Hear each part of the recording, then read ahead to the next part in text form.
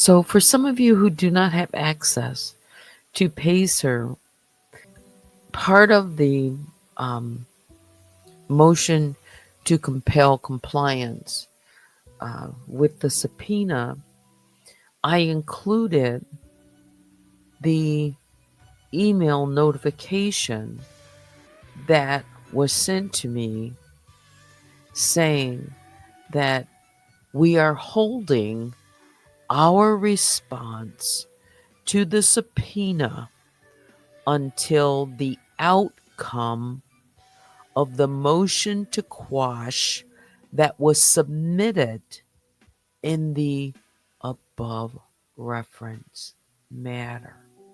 A valid motion to quash must be filed with a court to carry legal weight. So, yes, a valid motion to quash must be filed with a court to carry legal weight. It needs to be filed in a court of law. And the court where I filed this case is here in the Eastern District of Michigan. Or it would have had to be filed in the district where compliance is required. Whether the corporation is in California or there. I'm talking about the block, okay, all right, incorporated, or their registered agent who is huge, which happens to be right here in Michigan, but corporation is in California. I'm the party that initially subpoenaed them. So I'm subpoenaing party. And legally, I must be served a copy so that I have a fair chance to respond. Back to what my initial, in my search, I cannot find anything that appears on a docket of any relevant court, because otherwise it's not, according to what I've been like reading and looking at, and I won't tell everything if I've spoken with or whatever, but it can't be enforced if it's not following, if it's not filed in a court of law. That's my understanding. And that's why I'm this motion to compel, because then they wouldn't have any legal basis to refuse compliance based on a supposed motion to quash. So if again, I'm trying to think outside of the box. I don't know yet. But if someone, anyone, including, well, I'll just say if anyone sent Blocker some private letter or fake order or something that's not valid, I'm just saying could. If it turns out that something has been done that's not valid, or maybe I should just say, let's take an example that's not my case, so that the words that I use right now If someone, you know, files, a subpoena to someone, legally they can, submit a motion to quash, but it has to be done. It has to be filed with the court. If they go outside of that and merely send some private letter or fake order or something that's not valid, could that mean obstruction? Could that be fraud? I'm just dealing with, based on my experience with this individual. So it's not like it's an unknown of what the history of this person is, because it's happened before in different ways when it comes to legal matters, documents, things that have been created that are fraudulent. I'll just say that. I was going to say something else. Because I have those receipts.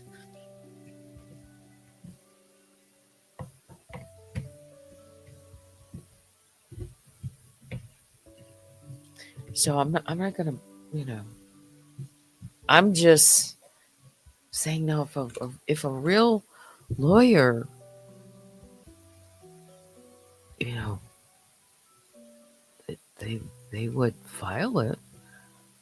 Maybe it's hidden. Maybe it just hasn't been, made its way to be updated. Maybe it's, you know, like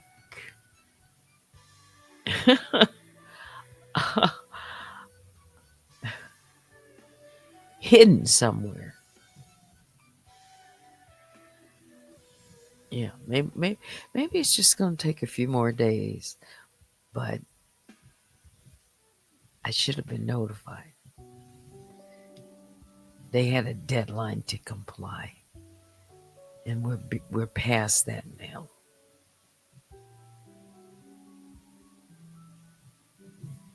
So, well,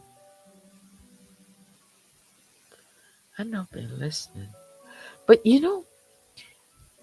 that would mean if it's not someone from the company,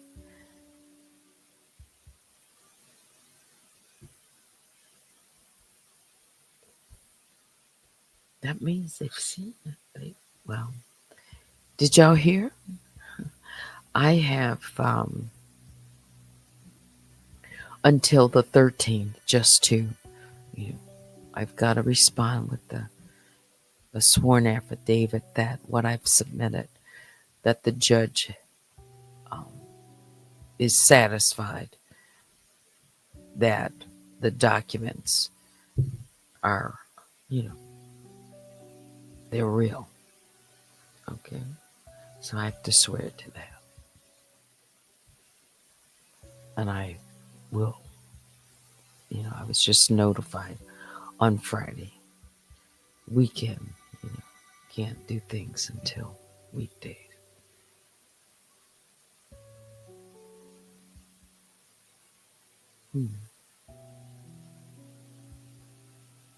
So we have a case. I'm moving forward. I'm going to have a busy week ahead of me with other things related to this that are next in the process.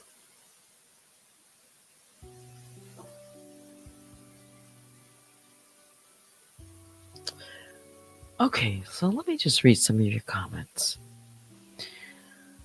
Let's go right to the bottom. And, well, let me go to the bottom and the top. Shout out to my moderators, Baby Juju and Vicky Black. Mm-hmm. And let's see at the bottom.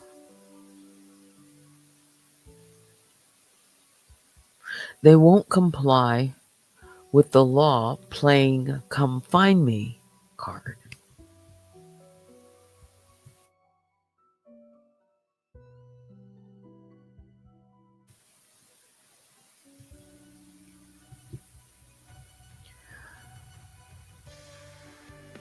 I don't think you're referring to the company. Maybe you are. But I have seen evidence to the contrary that they want to follow the guidelines. Hmm. The law. Some companies push back. Mhm. Yeah, they do.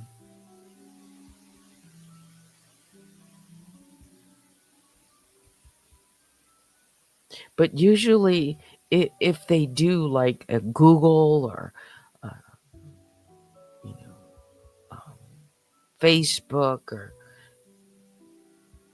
I've seen some of the court filings, with other companies and other cases I've been looking at. Mhm. Yeah, the response is um, is well drafted and all of that. So it's not a one liner.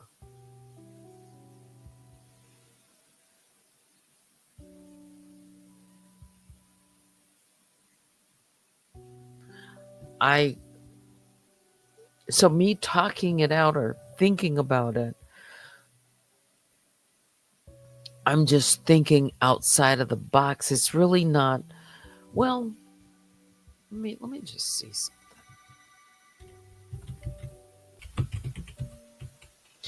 Analyze this because someone had to say it.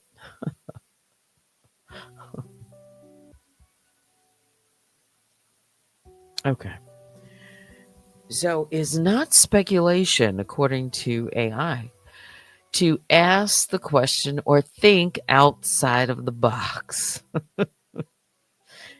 especially when the company claimed a motion to quash exists. So that was put in the letter, that there is a motion to quash the exact phrasing. So somewhere it exists. And as the party who issued, I'm saying, the subpoena, I was never served or notified.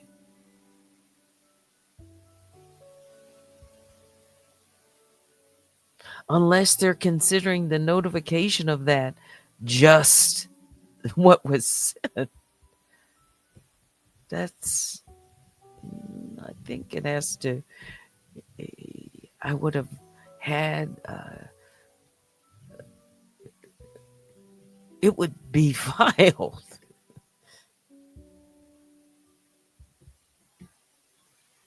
Unless they're saying it's in process of being, it doesn't make sense to me. I'm not thinking anything that it shouldn't have been done. So I I have a legitimate reason to suspect that there might be something going on, some misrepresentation, something. It just doesn't, again, especially when I have dealt with a history of fabricating documents. I wouldn't be thinking about this, thinking outside of the box, if there wasn't a history. I'm trying to verify a legal basis for what would be the basis for not complying.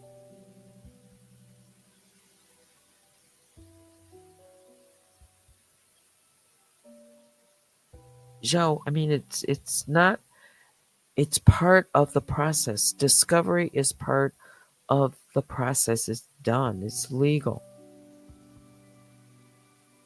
That's how things are pursued, through discovery. That's where I'm at. You know, it's like a parallel track right now. It's discovery and other things, behind the scenes. And that's part of it. And I'm taking, you know, legal steps. To do this. And this is what is expected. Courts expect, if you've ever been involved in anything legal, if you've ever sat on a jury, I've sat on a jury. You know, there's other things that you know, I'm aware of, that I've dealt with in my life. And there's procedures. I don't know everything, but there are procedures. you know.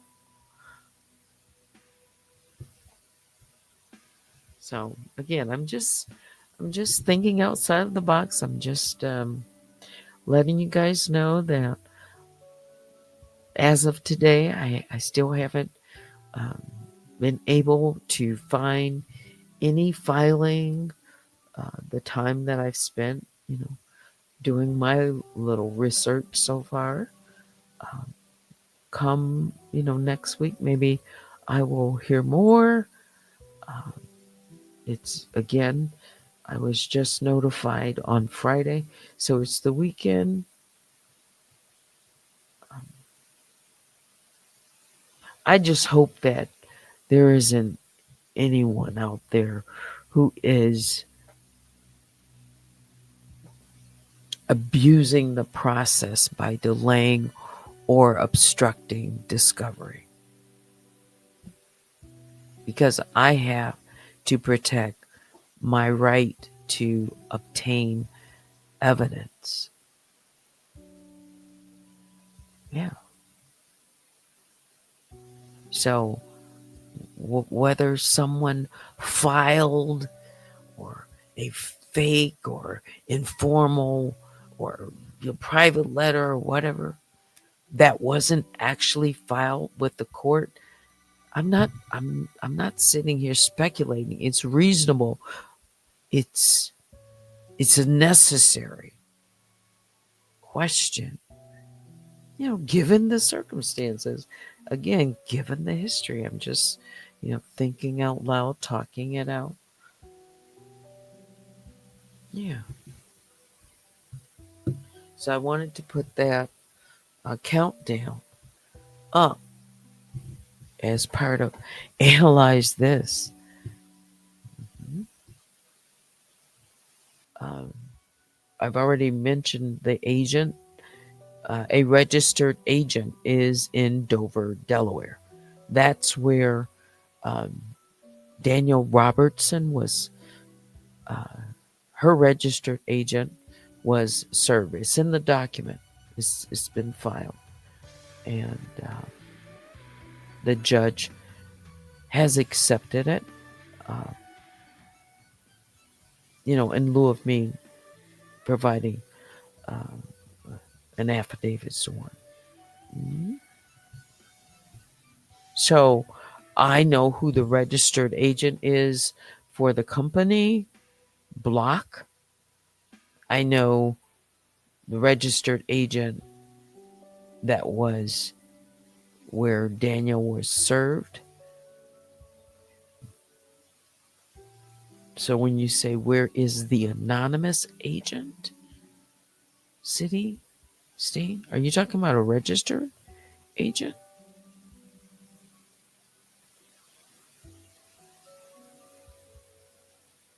The corporation is in California.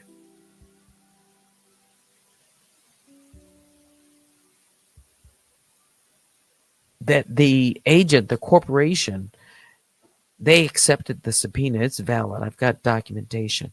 It's in the motion to compel compliance. All of the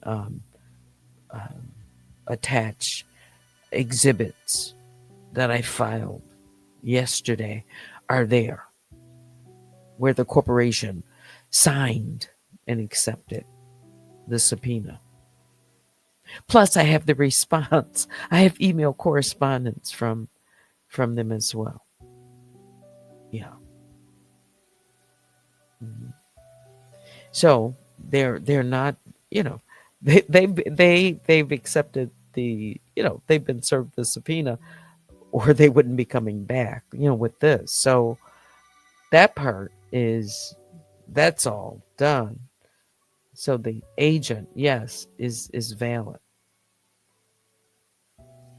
Yeah. If you're talking about, no wonder Ben got off the hook on this time. This one.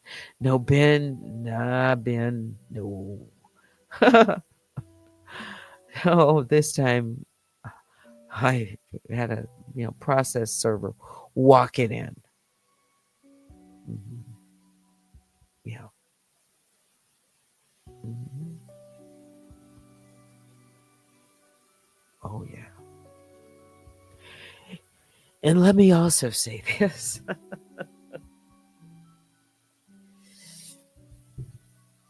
They've been trying to move around. Mhm. Suddenly,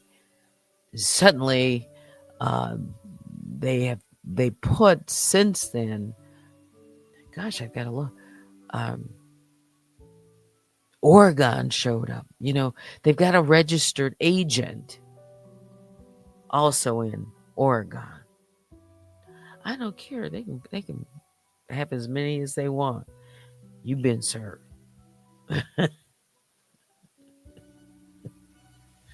Mhm.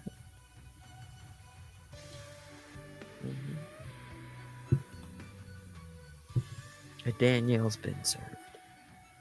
Her registered agent, who legally, all of that is no question about it.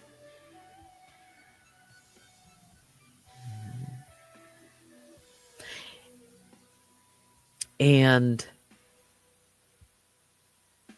the appearance of documents that I have, where I've said I can show before and after, where she's edited things. Yeah. Well, I guess she was just hoping that I didn't have the originals. That's why I stress it's important. It's important to move quickly on anything, because this individual moves quickly too. Mhm. A registered pseudonym. There's a company out there. This is all. This is all part of this. The discovery process. So putting up roadblocks and trying to hinder, or, you know, if that's the case, I mean, legally a person can do that. They can file, but I need to see it. Where is it? If it's not the corporation, then I need to know which LLC corporation, people, who, where, how, what court.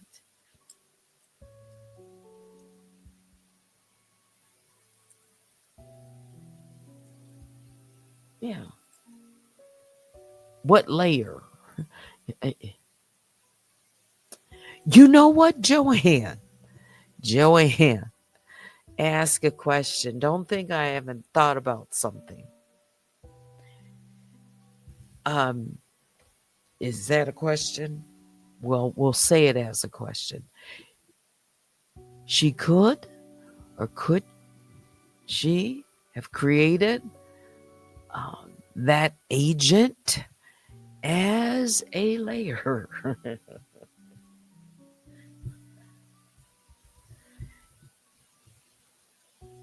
Anything is possible.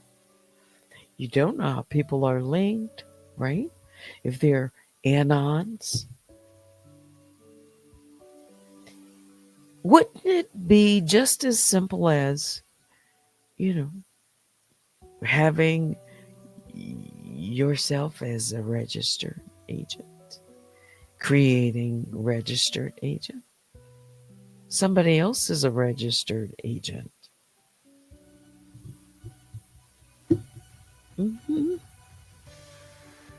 So, sure, I think,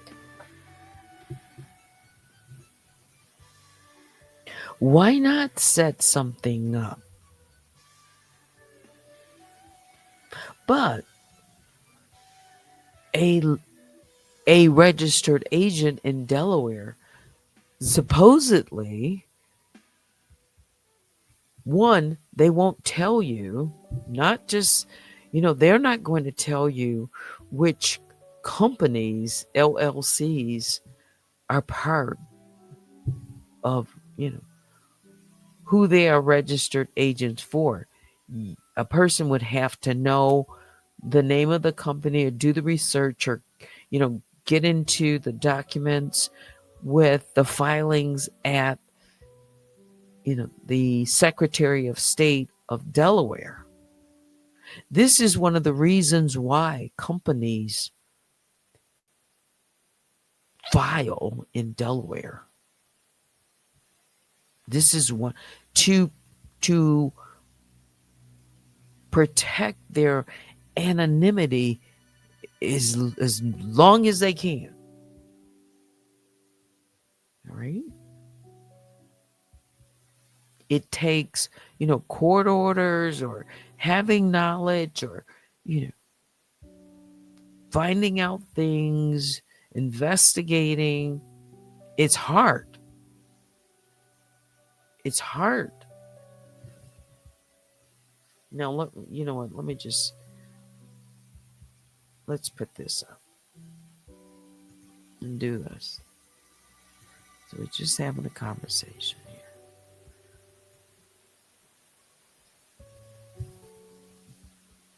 Yes, one of the reasons why.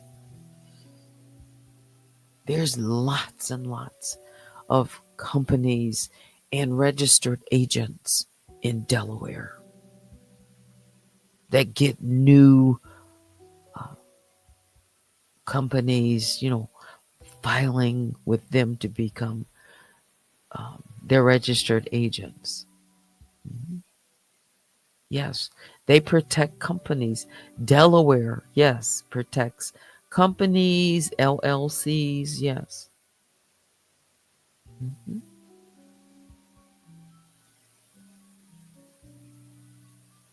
But but it's hard. But these registered agents can be subpoenaed as well. Mhm. Oh yeah, they fight. It's hard. Mhm. Because that's how they sell themselves. They protect these corporations.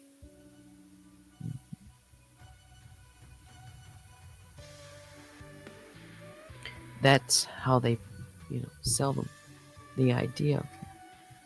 Yeah. No, Junebug. See, no, even the date hasn't been given to me.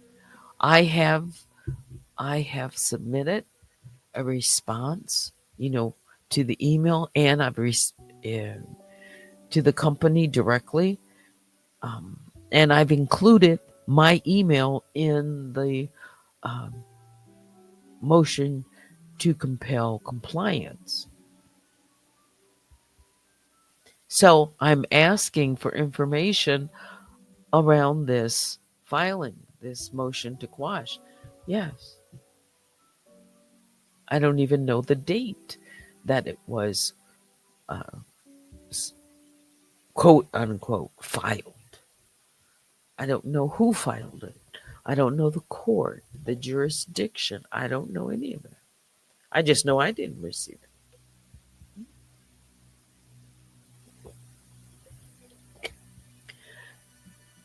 It's hidden right now until, the company, maybe, someone will respond early next week.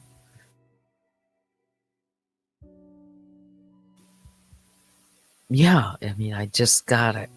This information from them, basically yesterday, late Thursday, same thing, late Thursday. People are, after 6, 7 o'clock, if an email comes in, it's Eastern time, 7, 8 o'clock, there's nobody there. And they're not going to respond, until next week, maybe.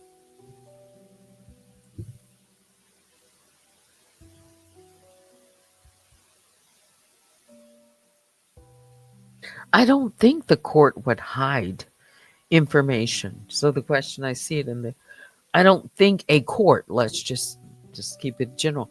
I don't think courts are in the business to hide information from a plaintiff's attorney or plaintiffs or defense,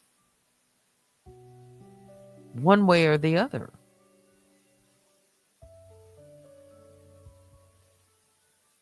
So the date is important.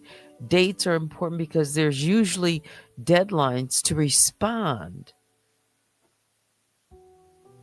So for an objection, yes, regarding, yes. So a deadline is typically attached to such things so that I can, I'm part of this. I'm the person that filed the subpoena. Yeah. So I need to know. Mhm. I should have been served. Yeah, the quash. Yeah, this is my first. It was like, oh. All right, so who filed it? That's why I asked, did they file? She didn't say.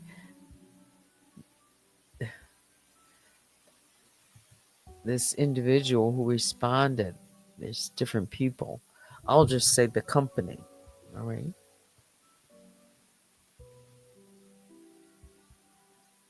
There's until the outcome of the motion to quash that was submitted in the above reference matter. So if they submitted a motion to quash, where is it? I'm just saying, if Block did it, where is it on the docket?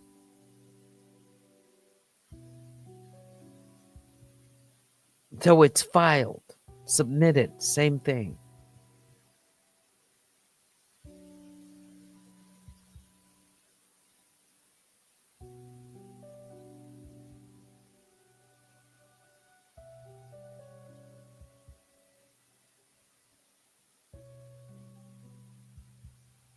So of course I'm going to want to know who the name. That's the first of all, who submitted it, the name of the party or the attorney who submitted the motion to quash, the date. So it's like person, the date, when it was submitted, and to whom, to which jurisdiction or court. A copy of the motion to quash. I would like to see it. The the actual motion or any type of court stamped filing to confirm its existence. Because right now, I don't see anything. I just have been told that one was submitted. So what I want a copy of it. I want any type of court stamped filing to confirm it exists.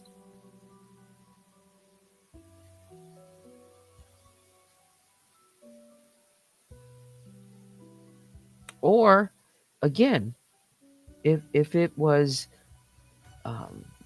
again filed with the court or sent directly to this company block, their legal department. Was it sent as something like I said in the beginning? Was it a private letter, an informal objection? So again, I'm the party. I'm part of it. Without receiving some type of official service or notice, I just can't. I can't properly respond or assess whether the motion was filed in good faith or in the correct venue. I,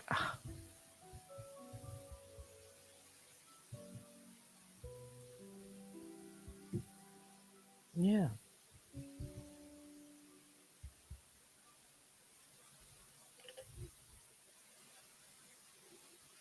Well, that's what I'm saying. So maybe next week I'll find out.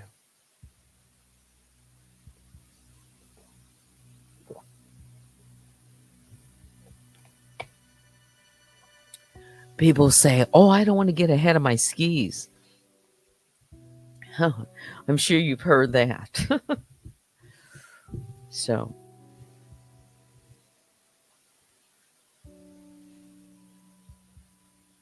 yeah. I said I would provide you updates. And that's what I know so far. Mhm. So it's a wait and see, and things take time. But something like this, you know, I need, something like this begs the question. Mhm. Again, it's follow the money. It's follow the money, and I can't, tell you until I get um, like documents that I can share and say, okay, this is for sure. This is what's going on. I can just say, there's other things in the background, but that's how I just put them until I get something that I can share with you. I'm working on things. Um, yeah. But now that it is a case, it's moving forward. It's a lot of work. There's a lot of work.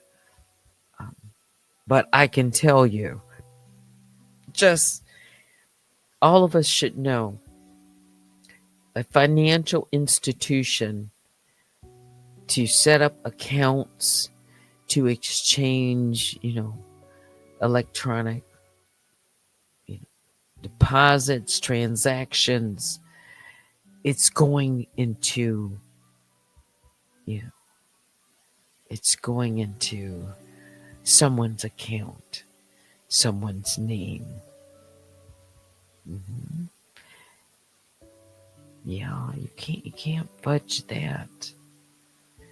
Even if companies want to, set things up and, open up accounts at financial institutions, you have to show the bank, the financial institution, Even if you set it up for a corporation, I've had experience with this.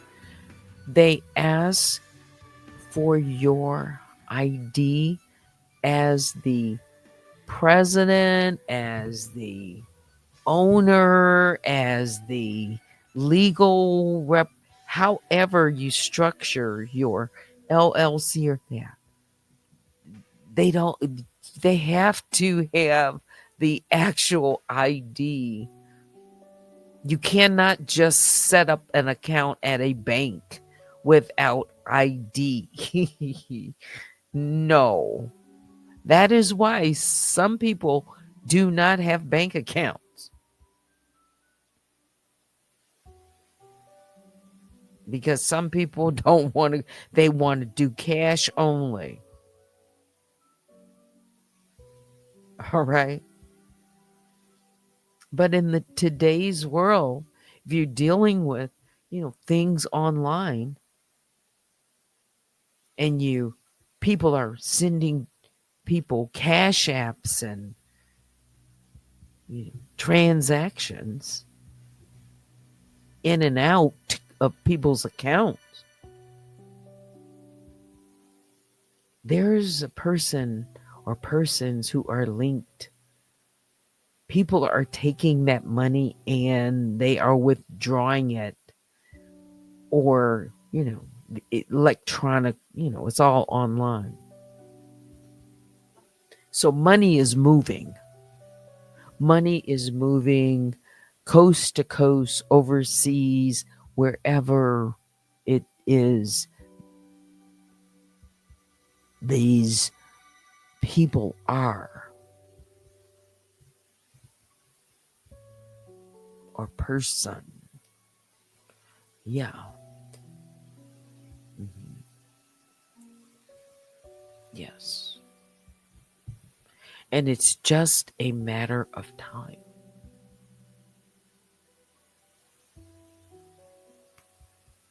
Mhm. So that's one side of the coin.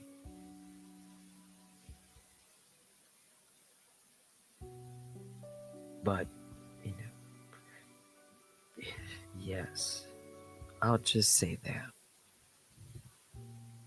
In a civil case, in a criminal case where you can automatically get law enforcement involved, if it's a criminal case, yeah, they're going to be doing some things on their own, right? In a civil case, to deal with law enforcement, it takes, subpoenas and sometimes to get things done. Sometimes not. Sometimes not. But a I'll just say this. Detectives, like,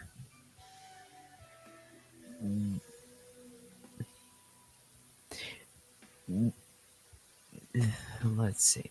They need to know if it's civil or if it's criminal. If it's civil, you matters have to go through the courts first. I'll just say it like that. If it's criminal, they can move. They can move without a court order. Law enforcement, they can move. They don't, you know, they can start the process. Sure, if they're going to, search people's homes and businesses, they can't just bust things down, break in. They need to go to the court too to get uh, you know, things done, search warrants and all of that kind of, yeah. So it's all a process, whether it's in the civil or it's a criminal. It depends. Mhm.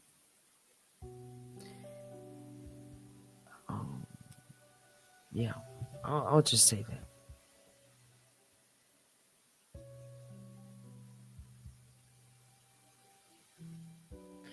Oh, it's not me says, I thought a motion to quash files means they are telling the court they weren't properly notified of the lawsuit.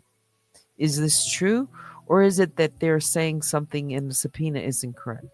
So, in general, what they're saying in the motion to quash is they want to just dismiss that. They don't want um, the subpoena to be responded to.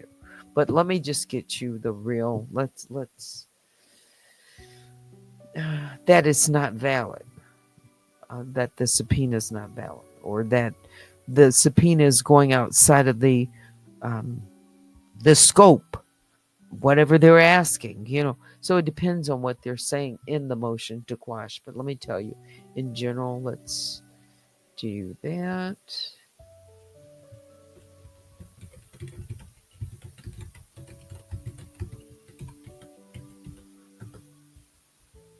And again, this is fair use commentary for education, criticism, our understanding, learning. Um, it's a process. Yeah, we can just learn some things in general about the court system. All right. So, AI. A motion to quash is a formal legal request asking the court to invalidate or nullify a subpoena. So when I say dismiss, yeah, like it's invalid. Mhm. Usually because the person or entity receiving it believes it is improperly served, overly broad or burdensome or invasive, not relevant to the case, requests privileged or protected information, or was issued without proper authority or jurisdiction. Mhm. Yeah.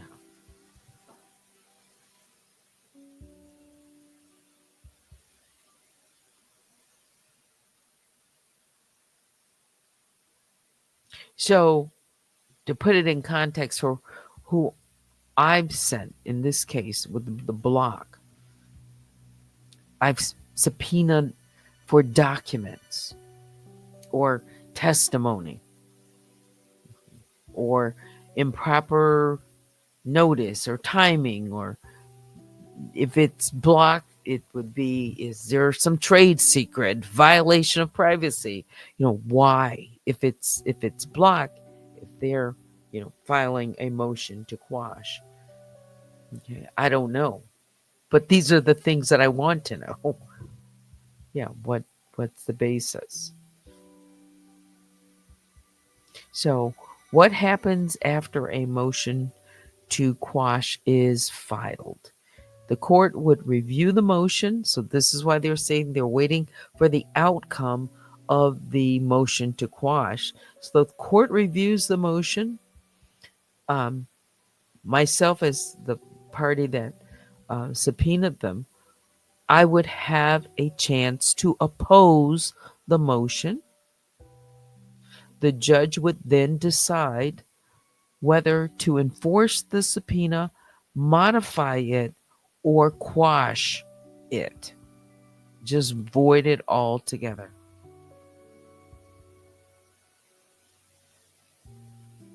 And if no motion was filed with the court, but let's say Block is refusing compliance based on a supposed motion to quash, then either the motion was not filed properly or it may have been falsely claimed and Block was misled. This is AI's response. You mean AI can think outside of the box? We're talking about It could be misled. Wow.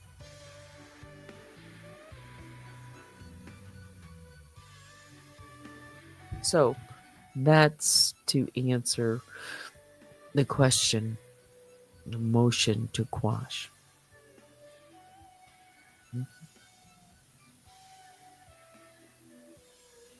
I wonder what the lead attorney would say about something like this. I'm sure, is very, very familiar with having dealt with a motion to quash. Yeah.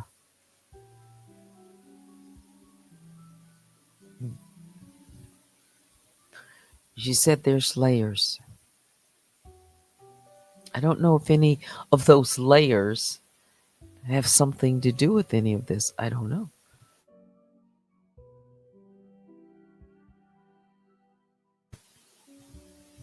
All I can do is think outside of the box. And maybe it's something really simple. I don't know. Let's see. Who else?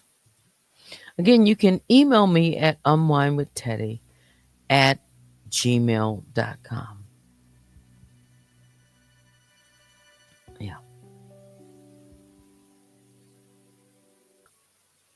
Two things. The clerk has entered default. So Danielle Robertson is in default. Both. Now, default judgment would come from the, you know, the the, the judge, hmm and a ruling, and that's where, again, I don't want to get ahead of this case. It's like a lot of different steps. hmm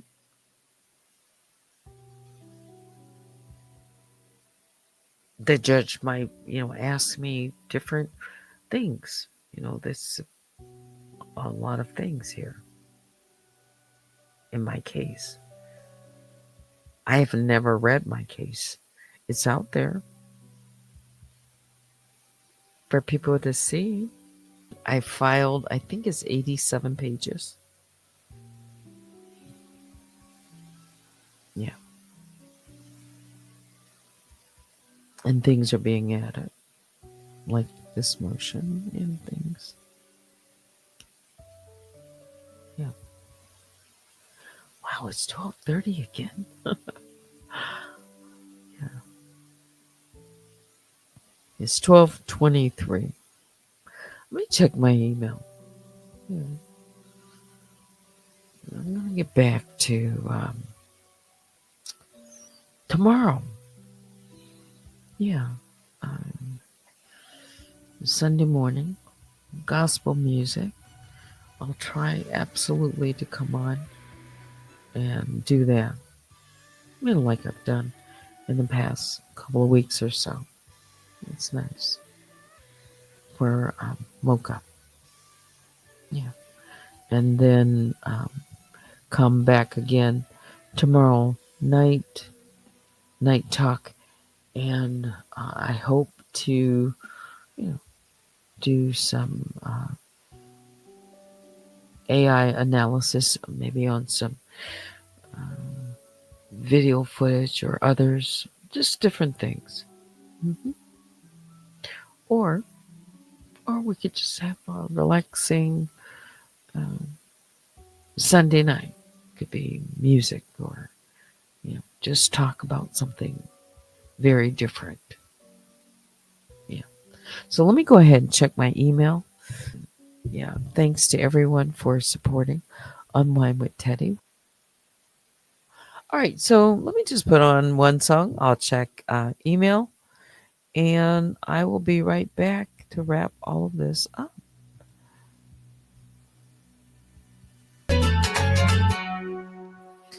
All right. So I've checked my email. Thank you for sending them and your support. I appreciate that.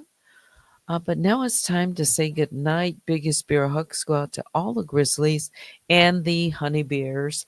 Join me sometime tomorrow morning when I come back for Messy Mocha.